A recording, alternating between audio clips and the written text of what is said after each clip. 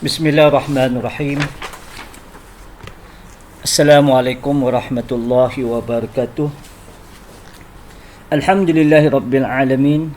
Wassalatu wassalamu ala asyrafil anbiya'i wal mursalin Sayyidina Muhammad wa ala alihi wa sahbihi ajma'in. Allahumma aftah alaina hikmataka wa anshur alaina min khazaini rahmatika ya arhamar rahimin irhamna. Allahumma rabbi syrah li sadri wa yassir li amri wa hlul 'uqdatam min lisani yafqahu qawli. Rabbi zidni ilma warzuqni fahma. Allahumma salli ala sayyidina Muhammad wa ala ali sayyidina Muhammad. Allahumma salli ala sayyidina Muhammad wa ala ali sayyidina Muhammad. Allahumma salli ala sayyidina Muhammad wa ala ali sayyidina Muhammad.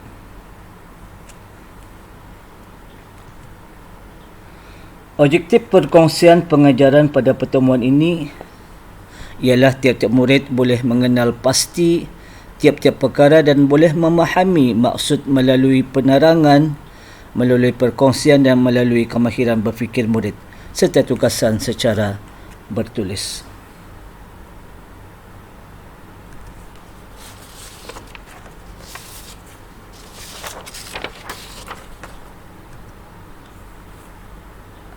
Sebaik-baik makhluk hidup yang dicipta ataupun dijadikan oleh Allah Subhanahu wa taala ialah manusia. Sebab manusia dipilih sebaik-baik makhluk ciptaan Allah Subhanahu wa taala disebabkan manusia diberikan nikmat ataupun pemberian dari Allah Subhanahu wa taala yang banyak, yang tidak dapat terhitung dan tidak dapat terkira jumlah nikmat yang dikurniakan oleh Allah Subhanahu wa taala. Itulah sebabnya mengapa manusia dipilih oleh Allah Subhanahu wa taala makhluk yang sebaik-baik ciptaan Allah Subhanahu wa taala.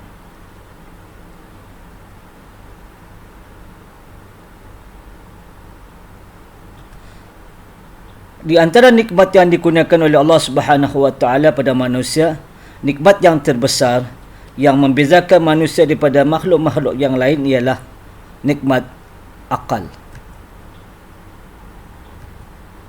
Akal membezakan manusia daripada makhluk yang lain.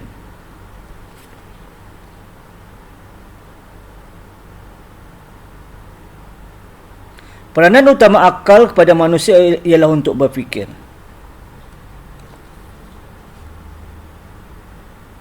Peranan manusia pada nikmat akal yang digunakan oleh Allah Subhanahu wa taala ialah untuk memelihara, menjaga akal manusia.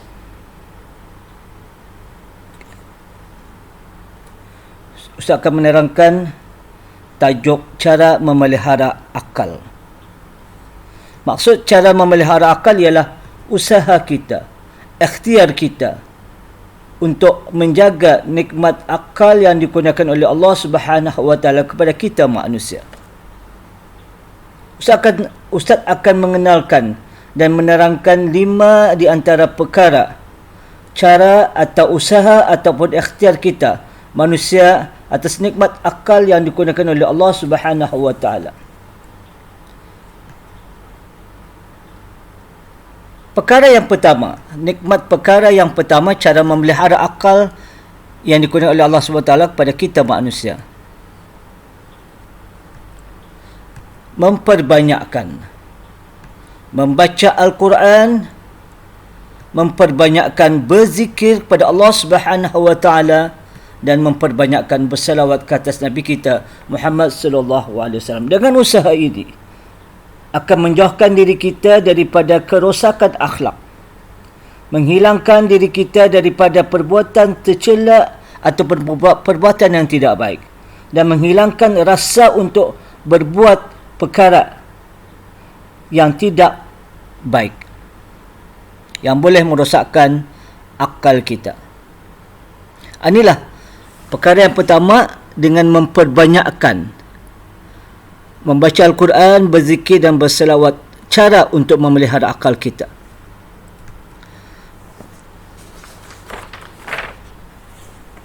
Perkara yang kedua, cara memelihara akal kita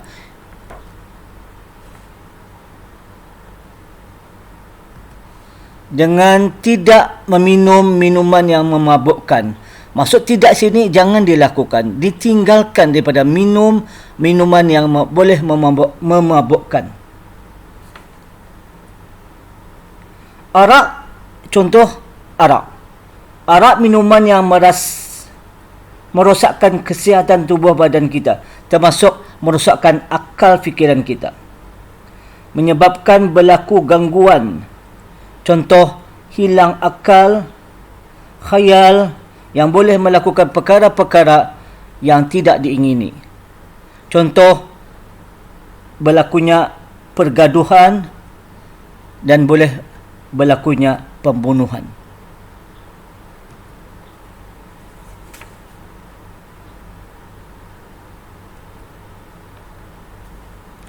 Dan perkara yang seterusnya, perkara yang ketiga ialah tidak menyalahgunakan dadah dan perkara yang memudaratkan.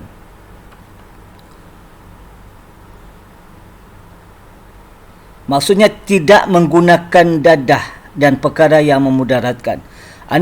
Perkara ini pun boleh sama dengan perkara yang sebelum ini, boleh merosakkan akal fikiran, boleh merosakkan kesihatan tubuh badan, boleh berlakunya gangguan, hilang ingatan, kemudian khayal, dan boleh berlaku perkara-perkara yang tidak diingini. Maka kedudukan kita untuk memelihara akal tidak menyalahgunakan dadah ataupun tidak menggunakan dadah atau perkara yang boleh memudaratkan. Seterusnya perkara keempat,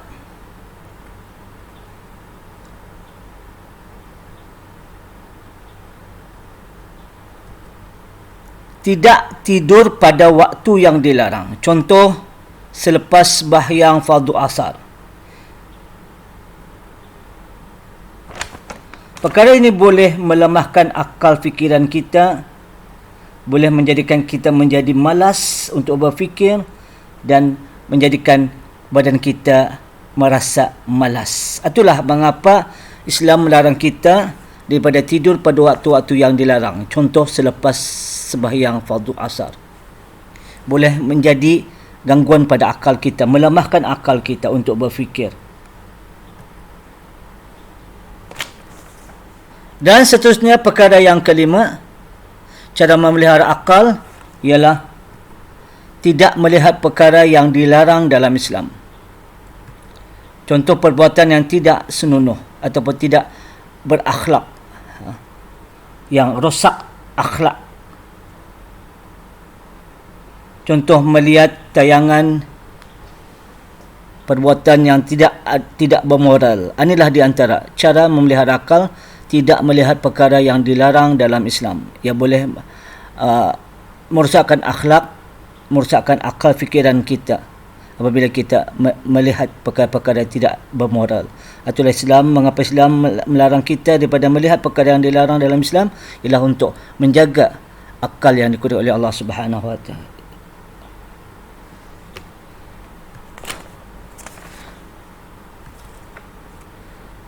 Kita ni usahakan terangkan akibat salah guna akal. Maksud akibat di sana ialah kesan keburukan. Dan maksud salah guna akal ialah tidak menggunakan peranan akal sebetulnya yang disuruh.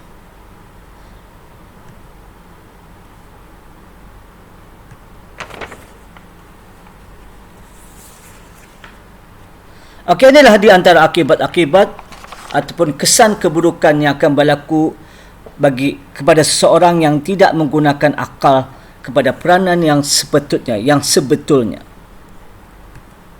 Yang pertama, perkara yang pertama adalah dosa dan jenayah menjadi-jadi.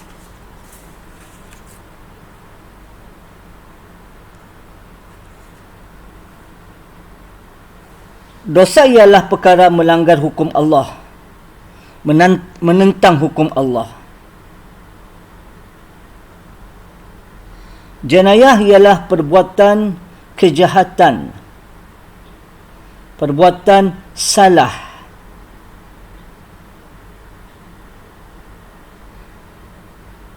akan menjadi-jadi, akan dibuat, bebas melakukan. Inilah di antara akibat salah guna akal, berdosa-dosa akan menjadi-jadi dan jenayah akan menjadi-jadi. Dilakukan, bebas dilakukan. Inilah di antara perkara keburukan yang akan berlaku apabila kita salah guna akal.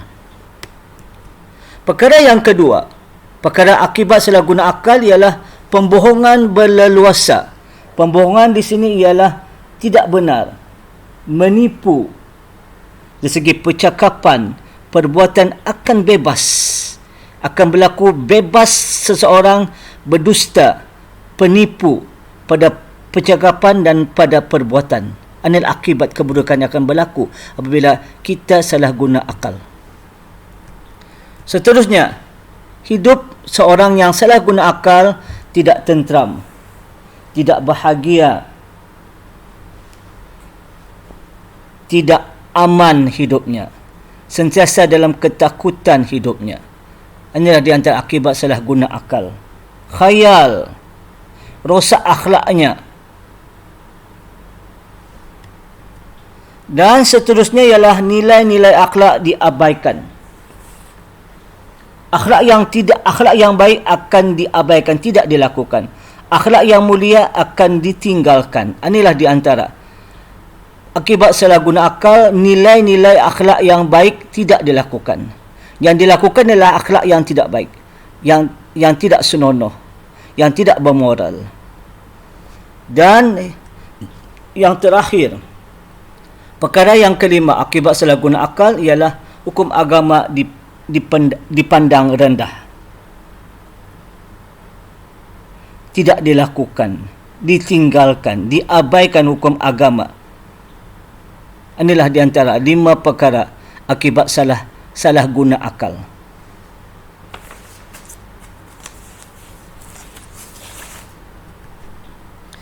Alhamdulillah, sempurna dan selesai sudah perkongsian penerangan dalam tajuk ini. InsyaAllah apa yang saya harapkan supaya murid dapat mengikuti dan dapat mengenal serta dapat memahami setiap perkara dan setiap maksud sepanjang perkongsian pengajaran ini. Semoga kita sentiasa dalam rahmat Allah dan perlindungan Allah Subhanahu wa taala. Dan pastikan tugasan bertulis yang ustaz berikan, murid boleh membuat penilaian jawapan pada perkongsian penerangan melalui tayangan ini. Semoga kita berjumpa pada perkongsian yang akan datang, insya-Allah. Saya akhiri pertemuan kali ini dengan bacaan doa. Bismillahirrahmanirrahim. Rabbana taqabbal minna innaka antas samiul alim wa tub alaina innaka antat tawwabur rahim. Rabbana atina fid dunya hasanah wa fil akhirati hasanah wa qina azabannar. Wa sallallahu ala sayyidina Muhammad wa ala alihi wa sahbihi wa sallam. Walhamdulillahi rabbil alamin. Assalamualaikum warahmatullahi wabarakatuh.